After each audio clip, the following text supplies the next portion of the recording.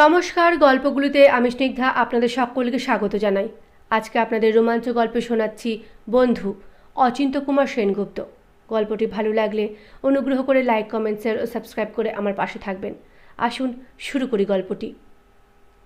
নিচে প্রায় সদর দরজার কাছেই ছোট একটা ঘরে বিনোদ সই, এবং একাই সই। নিচে একদম ফাঁকা, তবু কিছুতে বিনোদের ভয় নেই। সেদিন তাদের পাশের ঘরের ছাদে যে একটা জলজ্যান্ত খুন হলো, এত হইচই, এত কান্নাকাটি, এবং তারই ঘরের পাশের গলি দিয়ে যে সেই রক্তাক্ত মৃতদেহটাকে মোটরে করে হাসপাতালে নিয়ে যাওয়া হলো, এতেও বিনোদের ঘুম ভাঙেনি। মা তাকে জাগাতে আসলে মাকে বলেছিল, পায়ের দিকের জানলাটা খুলে দাও তো মা, আজ খুব গরম। মা বলেন, না, তুই ওপরে চল, আমার কাছে শুবি। বিনোদ পাশ ফিরে বলে, তোমার কিসের এত ভয় বলো তো? এত গোলমালে সেই খুনেটা তো আর ঘাপটি মেরে বসে থাকেনি। কখন দিব্যি সরে পড়েছে, সে আবার এখানে ফিরে আসবে নাকি তুমি তাই ভাবছ? মা অবুঝের মতো বলেন, না, তুই ওপরে চল, তুই এ ঘরে একা থাকিস, তাই আমার রাতে ঘুম আসে না, চেঁচালেও শুনতে পাবো না। চেঁচানি তোমাদের শুনতে দেব ভেবেছ? যদি বেটা আসে টুটি টিপে তার দম বন্ধ করে দেব না?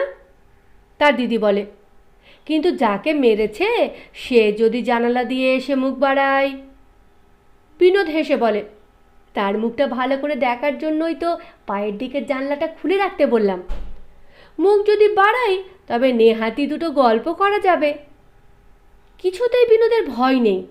তার স্কুলের বন্ধু কত ষড়যন্ত্র করে তাকে ভয় দেখাবার চেষ্টা করে। রাত্রিবেলায় জানালা দিয়ে হাত বাড়িয়ে মশারির দড়ি নাড়ে, ঢিল ছোড়ে, বিকট স্বরে হরিবোল দেয়, চাকরের হাতে পয়সা গুঁজে দিয়ে দরজা খুলে ওর তক্তাপোষের তলায় গিয়ে লুকিয়ে থাকে, গো গো করে আওয়াজ করে, ঠুকঠাক দুমদাম শব্দ করে। কিন্তু বিনোদের যেই ঘুম সেই ঘুম। শেষকালে আরশোলার উৎপাতে ওরাই বেরিয়ে আসতে পথ পায় না। গায়ে ঠেলা দিয়ে জাগিয়ে বলে, কিছুতেই তোকে ভয় দেখাতে পারলাম না বিনু। বিনোদ হেসে বলে, দুবেলা যে নিয়মিত ডন বৈঠক করে তার আবার ভয় কী রে? খেয়ে হজম করি আর রাতে গভীরভাবে ঘুমাই। শেষকালে অভয়কে বলতে হয়, একা একা বাড়ি ফিরে যেতে আমারই এখন ভয় হচ্ছে। বিছানা থেকে ঝট করে লাফিয়ে উঠে বিনোদ বলে, চল, তোকে আমি বাড়ি পর্যন্ত এগিয়ে আসি। রাত তখন প্রায় 12টা। রাস্তাঘাট নিঝুম। বিনোদ তার বিছানায় অসাড়ে ঘুমোচ্ছে। এমন সময় দরজায় কড়া নেড়ে উঠল। কে যেন গলা খাঁকড়ে ডাকলে, বিনু।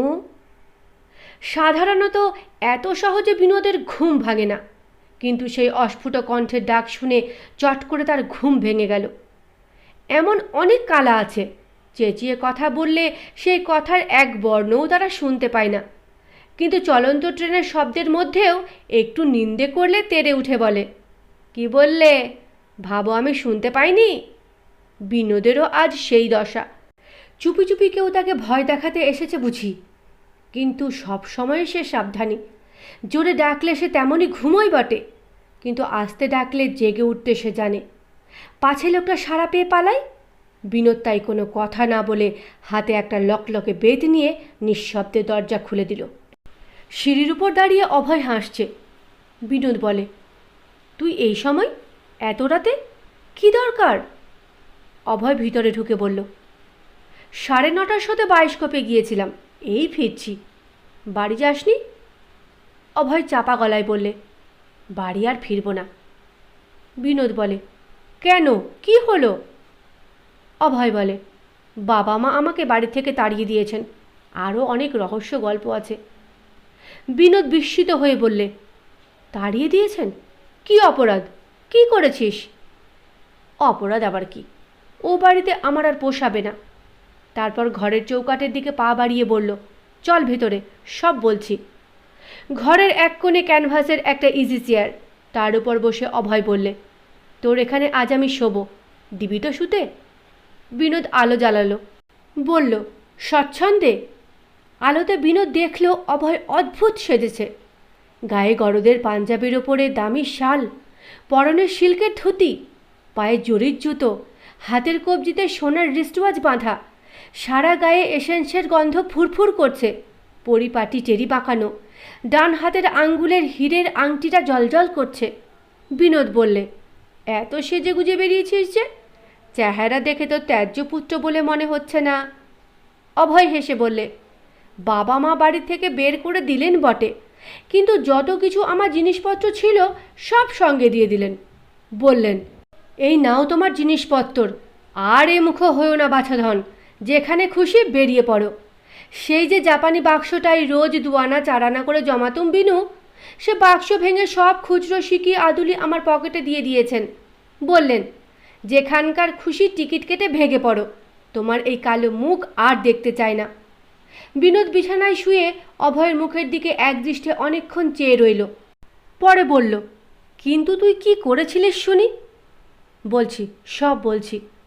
অভয় হাত বাড়িয়ে বললে, তোর ম্যাপের বইটা দে তো। কী করবি? একটা জায়গা খুঁজে বের করব, খুব দূরে, যেখানে মানুষ সহজে যেতে চায় না। ধর গ্রিনল্যান্ড। বছরে 6টা মাস সেখানে রাত, কঠিন বরফের দেশ। পড়িসনি ভূগোলে?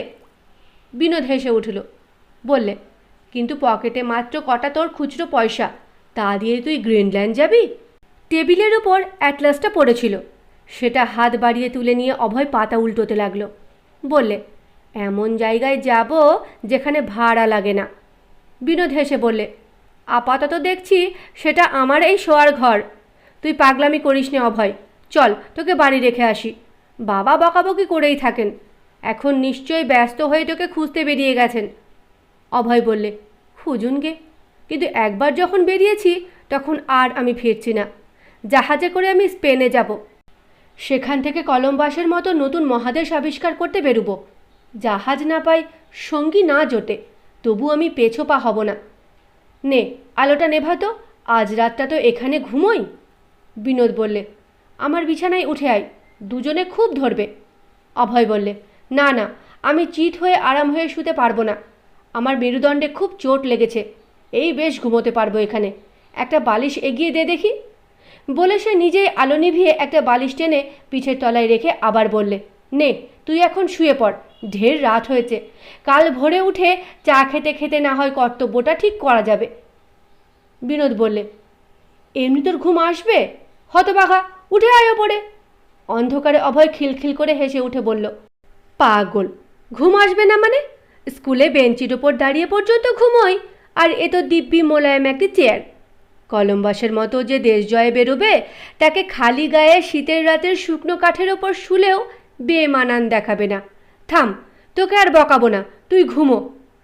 বিনোদের একটুতেই ঘুম আসে, কিন্তু অনেকক্ষণ চুপ করে চোখ বুজে থেকেও কিছুতেই আজ আর ঘুম এলো না।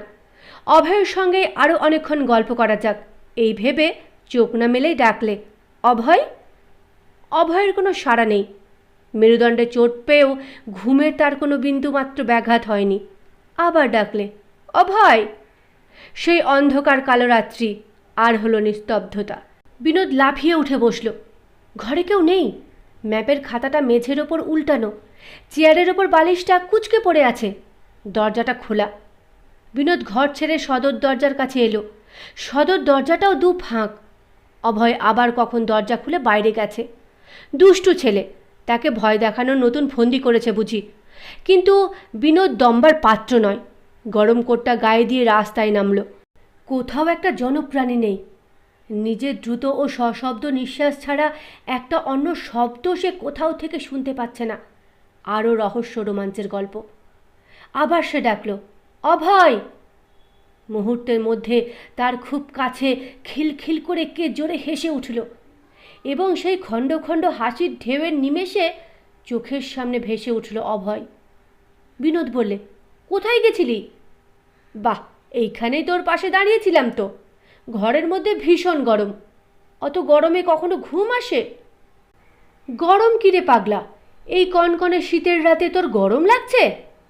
অভয় হেসে বললে, গরম বলে গরম, চারিদিকে দাউ দাউ করে আগুন জ্বলে উঠেছে, টিকতে পারছি না, চল রাস্তায় একটু হেঁটে আসি। বিনোদ ভাবলে মন্দ নয়। বেড়াতে বেড়াতে গল্পের ফাঁকে অভয়কে তার বাড়ির দরজার কাছে নিয়ে গিয়ে পূর্ণবাবুকে ডেকে তারই ছেলেকে তার হাতে ধরিয়ে দেবে। বিনোদ বললে, চল, কিন্তু সদর দরজা যে খোলা থাকবে। দাঁড়া, ভাইজুকে বলে আসি বন্ধ করে দিতে। থাকবে, ডাকতে গেলেই মা আবার টের পাবে। ভেজিয়েই আসি দরজাটা, খানিক বাদেই তো ফিরছি, কি বল? অভয় বলে, তোর আবার ভাবনা কি? তোকে তো তোর বাবা মা তাড়িয়ে দেননি। আমার জন্য তো নয় দরজা বন্ধ হয়ে গেছে, কিন্তু তোর জন্য তো দরজা খোলা রয়েছে। দুই বন্ধু বড় রাস্তায় এসে পড়ল। কারোর মুখে কোনো কথা নেই। বিনোদ ভয় পেয়ে বললে, এবার ফের। অভয় হেসে বললে, কোথায়? এই তো বেশ যাচ্ছি।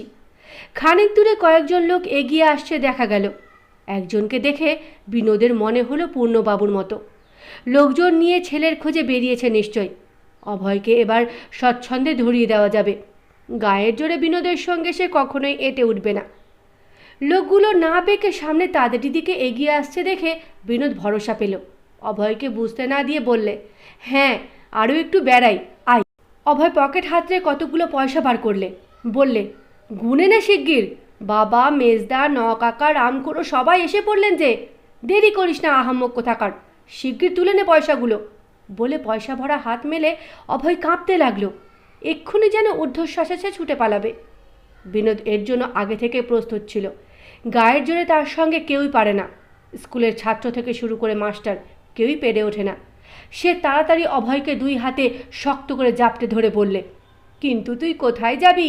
তোকে ধরিয়ে দেব না আমি। কিন্তু কোথায় অভয়? বিনোদ দু হাত দিয়ে নিজের বুকটা জোরে চেপে ধরে নিজের সঙ্গে অকারণ ধস্তাধস্তি করছে। অভয় কোথায়? কোথাও তো নেই।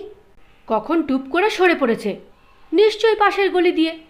এখনও ছুটলে তাকে ধরা যায়। দেখতে দেখতে পূর্ণবাবু দল বল নিয়ে কাছে এসে পড়লেন। বিনোদ তখন ফুটপাতে দাঁড়িয়ে ঠকঠক করে কাঁপছে। পূর্ণবাবুকে দেখে তার বুকে বল এলো। সে এগিয়ে এসে বললে, আপনারা অভয়কে খুঁজতে বেরিয়েছেন তো? পূর্ণবাবু তার দিকে ফ্যাল ফ্যাল করে তাকিয়ে রইলেন। বিনোদ বললে, সে এই গলি দিয়েই পালিয়েছে, আসুন আমার সঙ্গে। খুব জোরে ছুটলে এখনও তাকে ধরতে পারবেন। আমি তাকে জাপটে ধরেও ধরে রাখতে পারলাম না। খুব বড় প্যাস শিখেছে যা হোক। আপনারা কেউ ওদিক দিয়ে ঘুরে যান, আমি এদিক দিয়ে যাচ্ছি। ওইখানে কোথাও লুকিয়ে আছে নিশ্চয়ই। পূর্ণবাবু হঠাৎ তাকে বুকে জড়িয়ে শিশুর মতো ভেউ ভেউ করে কেঁদে উঠলেন। বললেন, কই আমার অভয়, কই? ওই দেখো। বলে চারজনের কাঁধে উত্তোলিত একটা খাটিয়ার পানে ইঙ্গিত করলেন। বিনোদ কিছু বুঝতে পারল না। খাটিয়ার উপরে লম্বালম্বি কি একটা জিনিস যেন বাঁধা রয়েছে। কে একজন বললে, আজ বিকেলে মোটর চাপা দিয়ে সে মারা গেছে। বিনোদ সমস্ত গায়ে একটা ঝাঁকুনি দিয়ে বললে, মিথ্যে কথা। আমরা এতক্ষণ একসঙ্গে গল্প করছিলাম, ঘুরতে বেরোলাম এক্ষুনি। কেন আমায় মিছিমিছি বলে ভয় দেখাচ্ছেন কেন? সে বললে, আপনারা তাকে তাড়িয়ে দিয়েছেন, তাই সে স্পেনে যাচ্ছে। সেখান থেকে জাহাজে করে আমেরিকায় যাবে। আমার সঙ্গে কথা বললে, আমাকে পয়সা দিতে চাইলে। গরদের পাঞ্জাবি, উপরে মেরুন রঙের শাল। আসুন না আমার সঙ্গে এইগুলোতে, তাকে বার করে না দিই তো আমি কি বলছি। পূর্ণবাবুরা এগোতে লাগলেন। বিনোদ হতবম্বের মতো তেমনই দাঁড়িয়ে আছে। ব্যাপারটা সে স্পষ্ট করে এখনও বুঝতে পারছে না। সে কি ঘুমিয়ে ঘুমিয়ে স্বপ্ন দেখছে নাকি? না তো। রসা রোড, রাস্তার এক পাশে ইলেকট্রিক ও অন্য পারে গ্যাস জ্বলছে। লাঠি হাতে ওই একটা কনস্টেবল। দূরে ওই পূর্ণবাবুদের দল চলেছে শ্মশানে। পূর্ণবাবু হেঁকে বললেন, তুমি এবার বাড়ি যাও বিনু। বিনোদ তবু নড়ে না। ভয়ে সে জমে গেছে। তার কেবলই মনে হচ্ছে পূর্ণবাবুরা কালীঘাটের দিকে ঘুরে গেলেই পাশের গলি থেকে অভয় আবার বেরিয়ে আসবে। অভয় কোথাও নেই। একটা ট্যাক্সি চলে যাচ্ছে মাত্র। ট্যাক্সিটা বিনোদ দাঁড় করালো। বাড়ি থেকে অনেক দূরে সে চলে এসেছিল। এখন পায়ে হেঁটে কিছুতেই সে আর যেতে পারছে না। পেছন থেকে অভয় এসে তার সঙ্গ নেবে, তার কাঁধে হাত রেখে গল্প করতে চাইবে। 7 আনা সে ধরিয়েছিল, এখনও সে ভোলেনি। ট্যাক্সি চেপে বিনোদ বললে, চালাও এলএনবি রোড। কিন্তু কিছু দূর যেতেই মনে হলো ট্যাক্সির আগে আগে অভয় ছুটে চলেছে। কিছুতেই সে বিনোদকে ছেড়ে দেবে না। বিনোদ চেঁচিয়ে উঠল, খুব জোরে চালাও পাইছি, খুব জোরে। শিখ ড্রাইভার গাড়ি খুব জোরে ছুটিয়েছে। অভয় ট্যাক্সির সঙ্গে সামনে চলতে পারছে না। হাত তুলে স্পষ্ট সে বললে, আস্তে আস্তে। কিন্তু ট্যাক্সি থামল না। তার গায়ের উপর হুড়মুড় করে পড়ল। বেচারা অভয় দলা পাকিয়ে চাকার তলে চেপটে গেল। বিনোদ চোখ বন্ধ করে কর্কশ গলায় চিৎকার করে উঠল, গেল গেল, বাঁধো, শিগগির বলছি বাঁধো। ড্রাইভার কিছু বুঝতে না পেরে গাড়ি থামিয়ে বললে, ক্যা হুয়া? বিনোদ ঝুঁকে পড়ে গাড়ির তলাটা দেখতে গেল, কিন্তু আশ্চর্য, কোথাও এক বিন্দু রক্ত নেই। অভয় তাড়াতাড়ি উঠে এসে খিলখিল করে হেসে গায়ের ধুলো ঝাড়তে ঝাড়তে বললে, ভয় নেই, আমার কিচ্ছু হয়নি, খালি এই মেরুদণ্ডটাই সামান্য একটু চোট লেগেছে। খুব হাওয়া খেতে বেরিয়েছিলি, যা হোক। আচ্ছা, গুড নাইট। আর তাকে দেখা গেল না। ধন্যবাদ গল্পটি শোনার জন্য। ভালো লাগলে লাইক, কমেন্ট, শেয়ার ও সাবস্ক্রাইব করে আমার পাশে থাকবেন। আবার আসবো অন্য গল্প নিয়ে।